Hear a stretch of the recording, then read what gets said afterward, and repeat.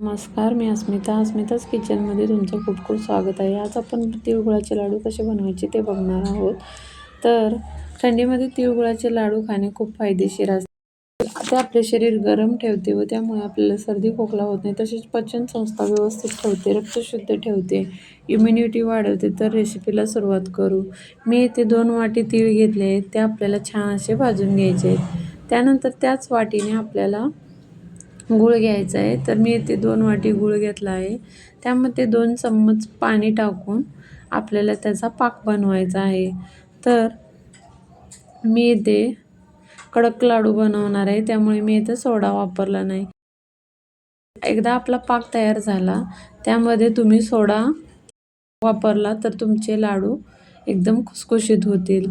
आणि जर थोडे कडक हवे असतील तर तुम्ही सोडा वापरू नका. तर मी येथे कडक लाडू बनवणार आहे, त्यामुळे मी इथे सोडा यूज केला नाही.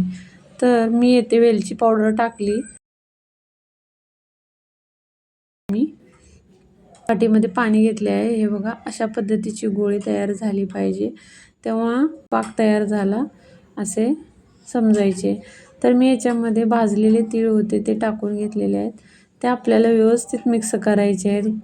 पाकामध्ये व्यवस्थित हलवून घ्यायचे आहे व इथून पुढची प्रोसेस थोडी फास्ट करावी लागेल, कारण मिश्रण एकदा घट्ट झाले की परत ते आपल्याला काहीच करता येत नाही. त्यामुळे अशा पद्धतीने मी 4-5 अगोदरच थोडे थोडे चमच्यांच्या साहाय्याने टाकून घेतले व आपल्याला आता हे लाडू बनवायचे आहेत. हे बघा, अशा पद्धतीने मी पटापटा हे लाडू आपल्याला वळायचे आहेत. तर तुम्ही पाणी हाताला लावून हे लाडू वळायचे आहेत.